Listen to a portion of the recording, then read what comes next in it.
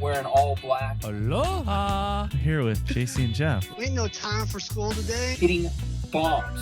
Hey, watch this punch cut lob wedge. Replace your Marshalls with cart girls. They're better looking. They're serving drinks. Got to hit bombs off the tee. Phill talking about a guy taking a shit in the cut. Mahalo! That's what we did fireside with Phill. Fire at the stick. Hit bomb and attack. Ladies and gentlemen, welcome back to the Aloha Press Show. My name is JC. Joined today my co-host Jeff. He's back in action on this what do we call it? Overreaction Monday. Jeff, how we doing, buddy? I'm not going to lie, I'm a little nervous. I feel like I've been gone for a while. It's only been a week. I know the last one I did, was coming live from a hotel room in the middle of nowhere. Been working hard on the old bourbon bar. I know you teased it a little bit this week. I've kind of been missing in action. That's what I've been doing. We're going Amador Brewery or Amador Distillery here tonight, sipping on that, smoking on a Michael Jordan, a little long stick. I'm excited to be back. Not that I know much about golf. I'm coming off of 4 in a row wins, and then all of a sudden I disappear and you just fucking kick my ass. It was people question. They're like, "Did you take him out?" I mean, last time we saw him, he was in a hotel, in solitary confinement, sipping on whiskey, talking to the pregnant bartender. What? And then you just show up today. Jeff informs me he just dumped $38 of whiskey on his lap, and he was rather upset. So we had to calm him down for the show. But we're back, Jeff. I gotta ask you, what were you surprised that I went out there and made two, pretty strong bets, and I'm now leading in the bottle count by 2.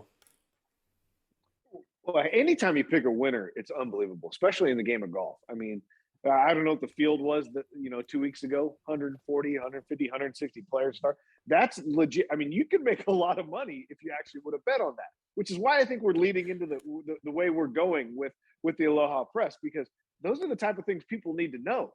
If you're going to be picking winners, you almost pick the winner 2 weeks in a row. I mean, you got a guy that got second place this week.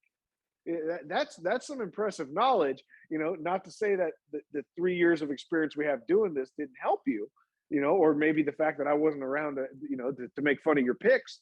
But that's really good. I mean, that's impressive. Most guys can go all year and not pick a winner the entire year. Well, we've learned from the past. Okay, it's you don't pick from your heart. Okay, you pick by the odds that Vegas presents itself, because God damn it, they figured it out.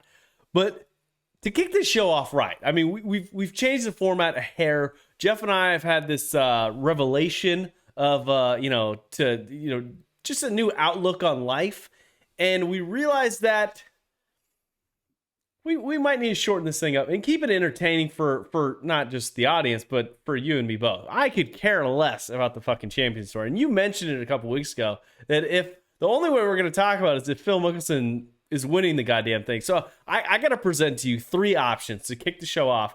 And it's going to be very simple, Jeff. A, B, or C, okay? And we'll cover all the topics. But first topic is Jason Kokrak steals one from JC. Topic 2 is Phill is 4 for 6. And fit Nelly Korda for a Band-Aid. Which topic are we choosing first?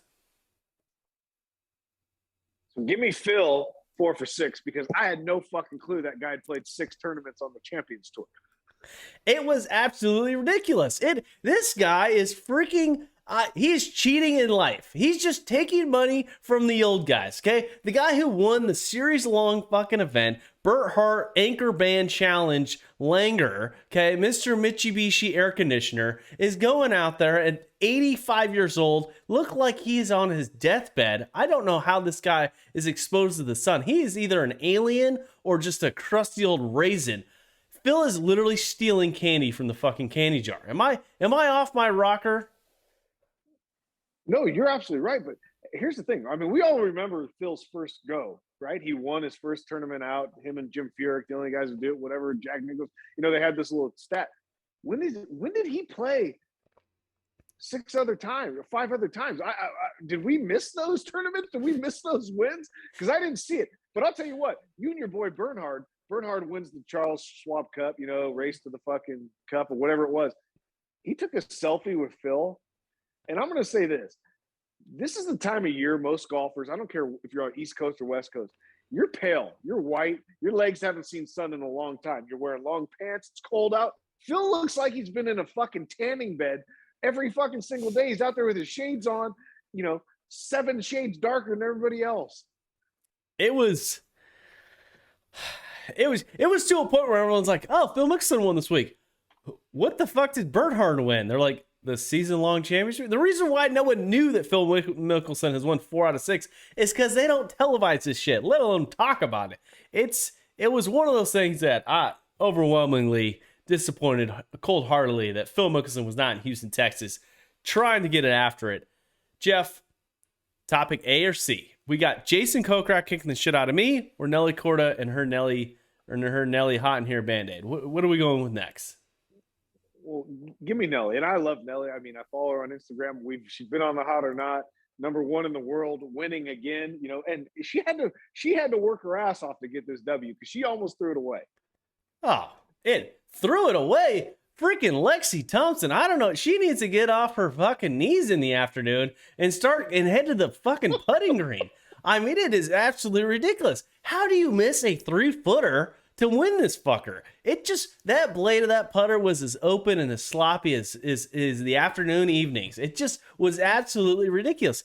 Nelly Korda, good for her, but God, #1 in the world sometimes just is pure luck. I don't want to say she fell in it because she made birdie over, on 18 and came over like, 2 other good girls. The thing that confused me the most is they're on hole 17. Nelly Korda just triple bogeys, just triple jacks, throws this goddamn thing into Lexi Thompson's lap. Golf Channel cuts to the fucking 8th hole at the Champions Tour. I'm going to lose my goddamn mind. Yeah, I don't know about that. I saw when Nelly made that triple bogey, and there's no way. And then, I think she comes back birdie to finish and gets it done. But you're right about Lexi. Hey, Lexi spends a lot of time in the gym, not enough time on the putting green, right?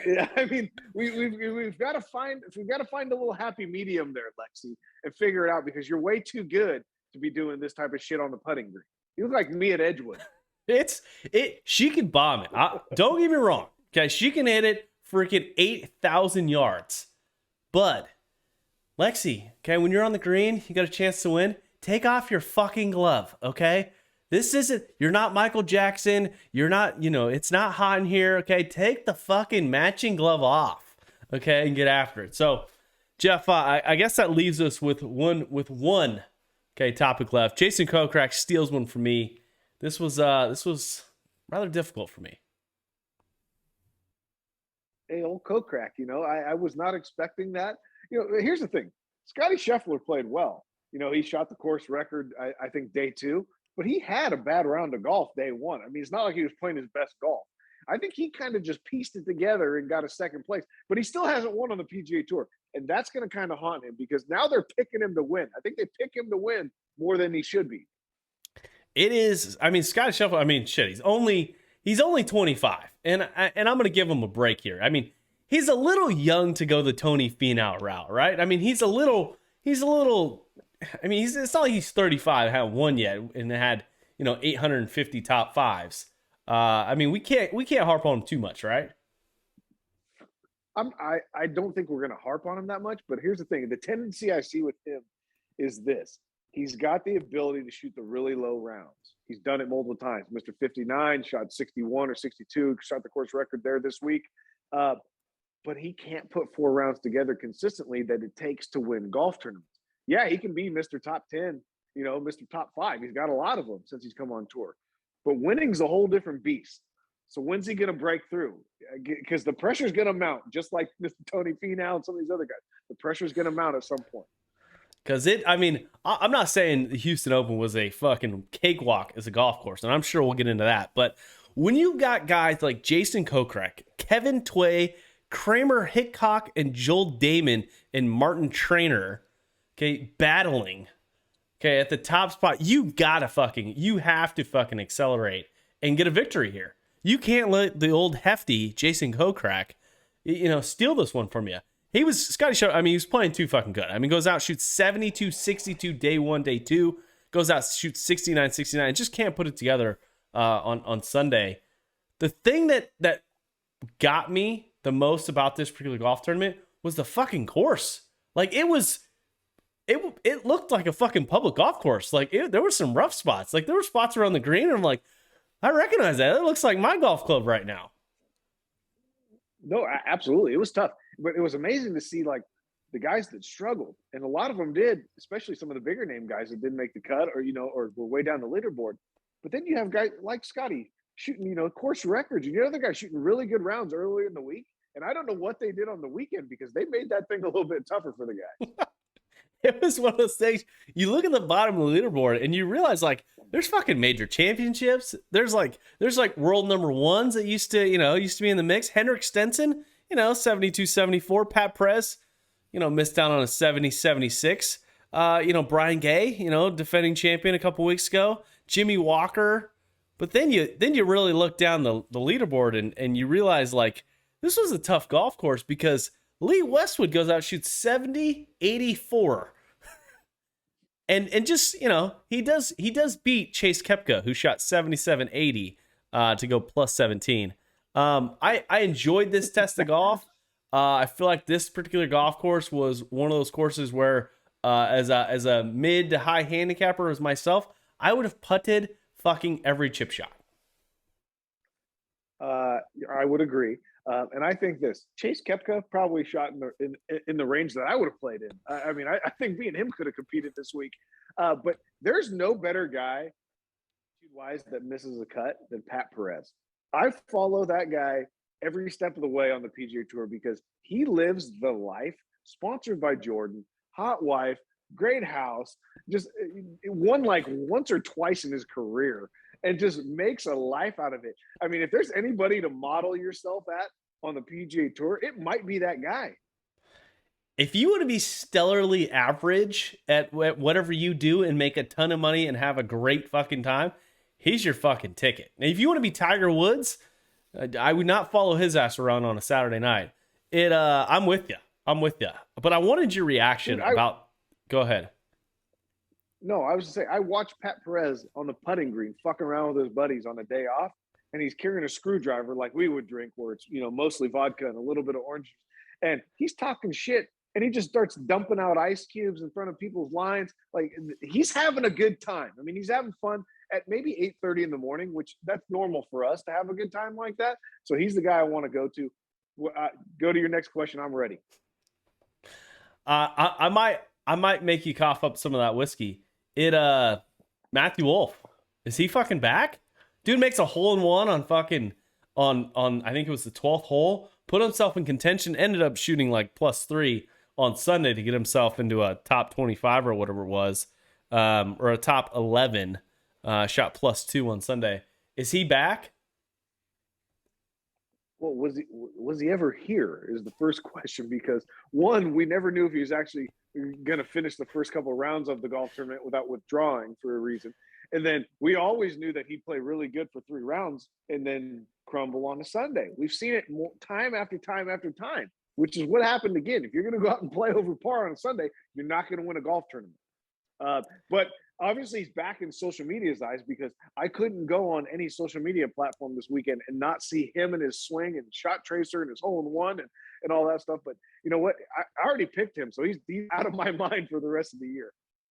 He is the only guy that's praying for him to do well. Is his name's George Gankis. Okay, he gives golf lessons. Okay, at a very hole-in-the-wall golf course down in LA. You're right. He is fucking overanalyzed. I am sick and tired of seeing the chicken wing fucking swing. He's about one bad drink away from going back into the dark hole he came from. I'm proud that he came out and he's playing some particular good golf, but we're just going to put him back on the fucking pedestal. He's not going to earn shit. He hasn't won anything. He hasn't really done anything. He's played, he's put himself in contention a couple times, but it's not like he's, Jason Kokrak. I'm just confused at how he got. I mean, I know he's a popular guy in this day and age, but how did he get so big with doing so little? That's what I want to know, because you got to go and you got to win some golf tournaments, multiple golf tournaments, not just one. And you got to play well, and you've got to be a people person. And you can't, in this day and age, you can't be soft. You can't be the guy that's withdrawing all the time or quitting, because you're going to lose. You're going to lose us. That's for sure. And he's the definition of soft right now. You're absolutely right. Now, a thing that the PGA Tour has been tracking. Okay, it's the Saudi Arabia fucking golf league, whatever it is. This week, Jason Kokrak, who is sponsored by Saudi Arabia, okay, they're like little crew. And then you got Phil Mickelson, who also won, who's also been in talks with the Saudis. This has got to be a bad week for the PGA Tour when they're trying to control the narrative with this 2023 fall highlight series. It's like this very loosey-goosey, like, we're going to pay the top guys a lot of money to play in the fall.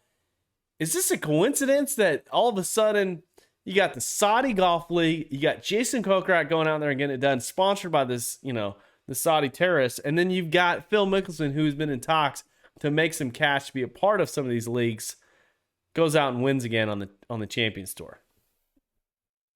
If this show makes it past this section where you just said Saudi terrorists, I'm going to answer this question. I'm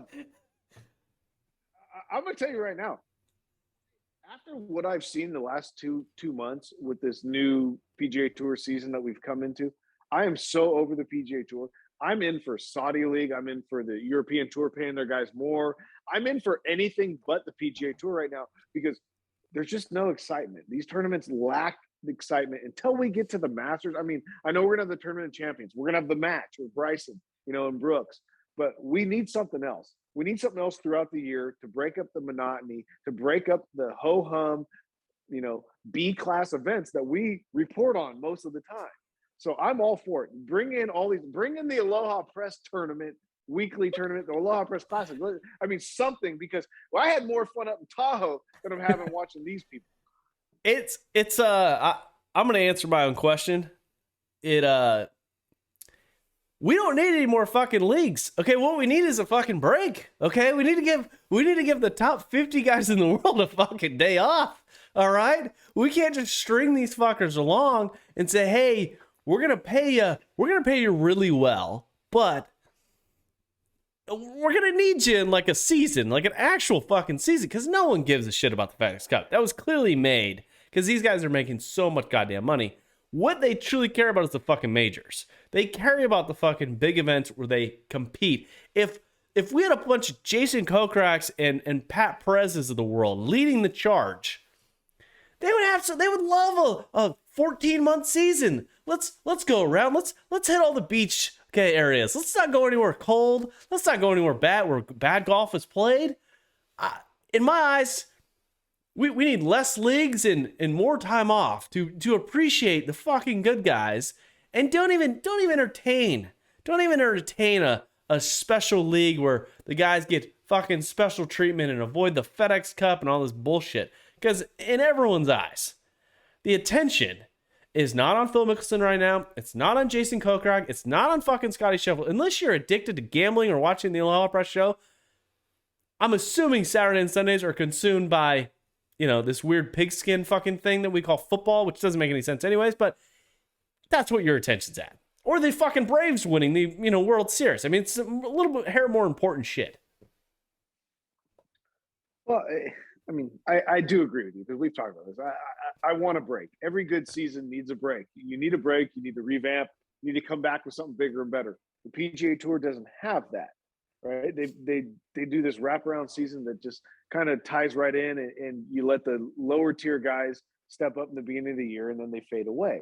But we've got to do something. We got to do something to excite people, to get more people to watch. And I think that these other tours is not a bad thing. I think even if that means you can't play on some of these PGA Tour events, go do it. Go do it for a year or two.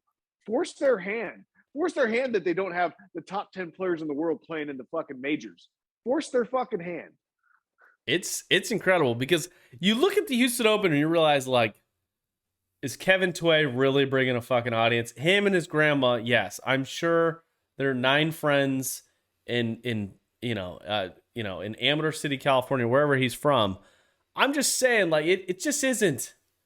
God, no one gives a shit. What if instead of having the wraparound season where we have all these fucking fall events, why don't we bring in a little what the NFL does? A little Hard Knocks, okay? And do the Hard Knocks like the old school where ESPN produced it, where it was like the real life, where, you're following around Dustin Johnson with a camera all day, and you're like, oh, what's that white powdery stuff that's wrapped around your nose? Like, give me some of that drama. Maybe follow around, Brooks and Jenna and see what kind of fucked up relationship they're in. and produce some type of entertaining content in preparation for the actual golf season.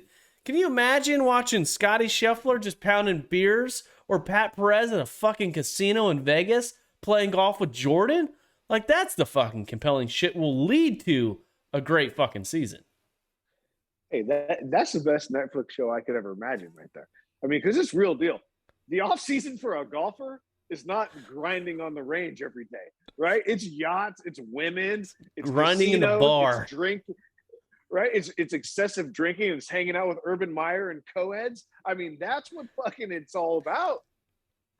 It's not the NFL. This is not the NBA. This is not the Major League Baseball Association. This is not it. This is golf. Ladies and gentlemen, they're better than you if they don't practice or not. So it doesn't fucking matter. Very true. Oh shit. Well, Jeff, let's wrap with that. I really appreciate everyone tuning in to the Aloha Press show this week. If you guys want a little sneak peek, little of Wager Wednesday, as you listen to this, make sure you go subscribe to the YouTube show. Follow us on TikTok, Instagram, Twitter. You're gonna be able to get some extra content this week. We're gonna be breaking down the the RBC Classic out in beautiful Timian, Georgia. With some of the heavy hitters before Thanksgiving as they prep for this week's big classic. Jeff, final thoughts, final regards to our beautiful listeners and audience. All right, come check us out. Just the Tip Tuesday, Wager Wednesday, Thirsty Thursdays, Fuck It Friday. We're in, baby. Come find us. We got a few fucking things. I mean, if you read the newsletter, apparently you learned that the Aloha Press might have had an addiction to like alcohol or some problem. But I'm not the Amherst City side, the Atlanta, Georgia side. It's and then we announced earlier this week, Bilatti's Bourbon Bar, okay, Bilatti's Bull Shark Bourbon Bar is gonna be featured and open here shortly. Fucking go sign up to the newsletter and follow us on especially TikTok. It's we have a few new followers. I appreciate some Siha and Yum Yum Bum Gum Gum or what they do really weird dance moves on TikTok. It's addictive content. So we'll be there too if you guys enjoy it. They obviously like your face. Something they're gonna like a lot more. So really appreciate it, guys. As always, hit bombs, attack pins, and we'll see you in a couple days. Wearing all black. Aloha! Here with JC and Jeff. Ain't no time for school today. Hitting bombs. Hey, watch this punch cut knobway. Replace your Marshalls with Cardinal. They're better looking. They're serving drinks. Got to hit bombs off the tee. Phill talking about a guy taking a shit in the gutter. Mahalo! That's what we did fireside with Phill. Fire the stick. Hit bomb and attack the pin.